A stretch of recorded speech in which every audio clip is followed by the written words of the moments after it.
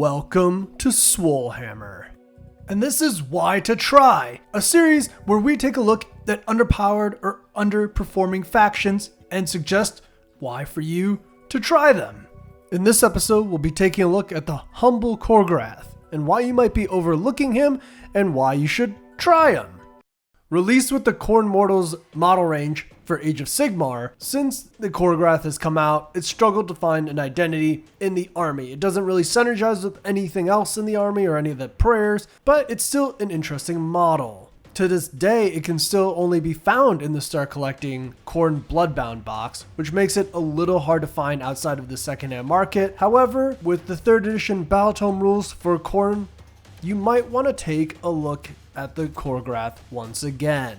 Honestly, there isn't much to dislike about the Khorgorath. He has 8 wounds, because number of Khorne, and a 4-up save for only 110 points. And that's not even counting the things that he got in 3rd edition. Being able to shut down Inspiring Presence within an AoE of 3 inches is great.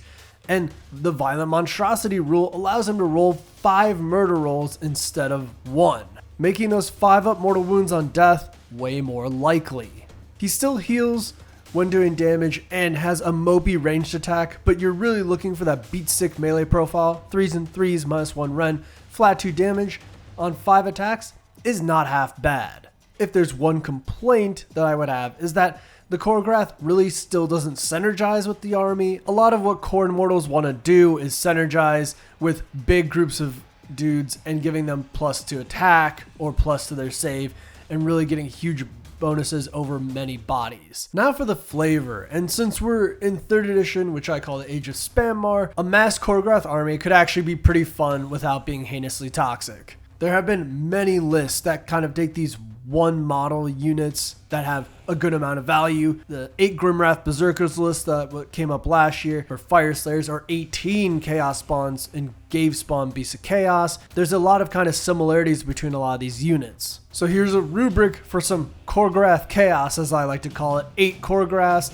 Make your minimum 3 battle line with Blood Warriors because I like resilient bodies. Even though you want Blood Tithe, the Blood Tithe stuff isn't really that good, and you can use prayers to get Blood Tithe anyway. And then just your host of Khorne Mortal heroes for support. 2 Priests, the Blood Secretor because rallying those Blood Warriors is hella good, and Khorgorath's Call if we go into Gore Tide because you get the extra bonuses. He's also just kind of beat stick in his own right.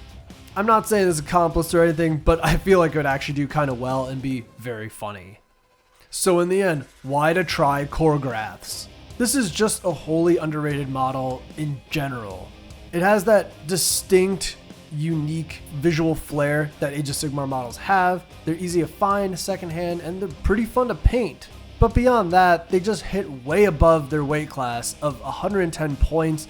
They bring a lot to the table and really could add a lot to your Khorne Mortals army. So that's it! If you want to see any other topic covered in a Why to Try, let us know in the comments. As always, this is Rafik with Swolehammer. Stay swole.